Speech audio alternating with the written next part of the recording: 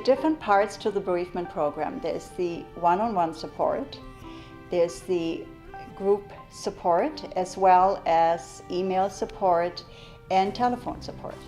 Grief support is about listening.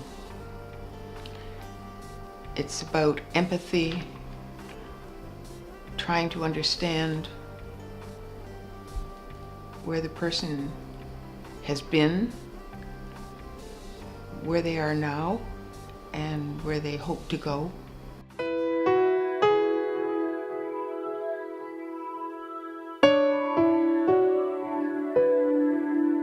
And she lived to be 53 and a half. But she, well, if she'd had her way, she'd have stopped a long time ago. There's nothing worse than standing there and your friends say, oh, I know what you're going through. You don't know what we're going through. They have a husband standing there with them. A friend of mine said that, and I said, you tell me when your husband passes and you still won't know. The reason I came to hospice was my husband had passed away, and I realized that I needed some help, that I was confused and I felt like I was going crazy. Last Saturday was a trigger, 1st of June, because it was a month from there that Bill passed away. When you first come, you're kind of shy. The grief support program starts with each person telling their story and having them come to the point where they accept the fact that their loved one has died, which is perhaps the hardest thing for them to do. Tried making new memories, happy ones, but it still comes back to the one important thing. And we wonder when it's going to quit. Like, when are the tears going to dry up? Confidentiality was so important to me. Our area is a small area and you often run into other people, and it was very important to me that my thoughts and my concerns would remain in that room or with the staff working with me.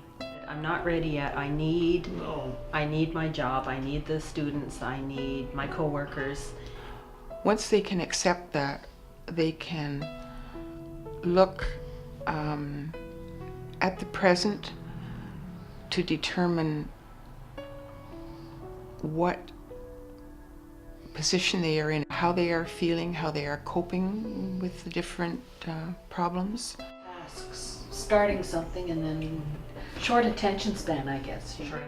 Then we encourage them to look towards the future as to what they can do to help themselves. You socialize together, you laugh, you cry together, and you get through the tough times together. So that's been my saving grace. I found that hospice has been beneficial to me, and now I volunteer for them. And I only donate to hospice now. Because hospice has had such a special place in my life, and I am the person I am today, I decided that I needed to help give back to say thank you to hospice for what they have done for me.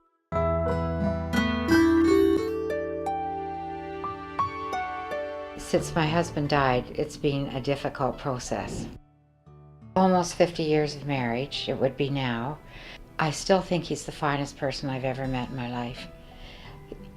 And that doesn't mean that it was perfect, but I think he was as close to perfection as you can get. Come on in. Hi, Dorothy. Hi, Barb. How are you? Dorothy is one of my clients, and I started seeing Dorothy shortly after her husband had died. And it was difficult at first for Dorothy to come and build that relationship. It always takes a little bit of time. What is the hardest part of the day? Where do you miss Larry when do you miss Larry the most? In the evening. Yes, And I I hear think that all the probably time. most women do because they're Yes. working during the day. Starting out with a facilitator, getting to know each other, feeling comfortable with each other, and then really delving into how to get through life with this tragedy. Larry died and you're still here. It's a anomaly almost, you know. Yeah. You're supposed to get through the sadness, so how are you? Yes. And it's not fair. And to deal with it, that's the really difficult part. The grief process, I would say, takes almost 80% of their energy, of their day-to-day living. And as you continue with the support, you can see how that shifts a little bit. And instead of 80%, it might only be 50% after a few sessions. And towards the end of the visits and the support, you can see how people move away from the intense emotional feelings and shift more towards, where do I go from here? Sadness. And you're entitled to feel sad.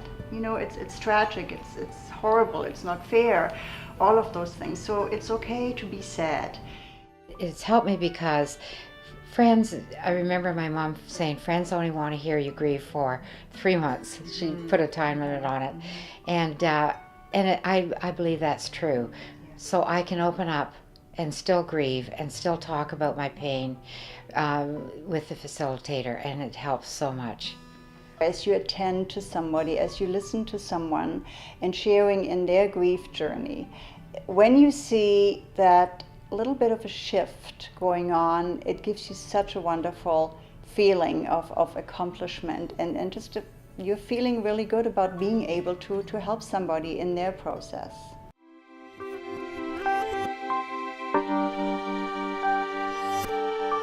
Hospice is a registered, non-profit, charitable organization. There are no fees for our services. We rely on generous donations from our community to sustain our services.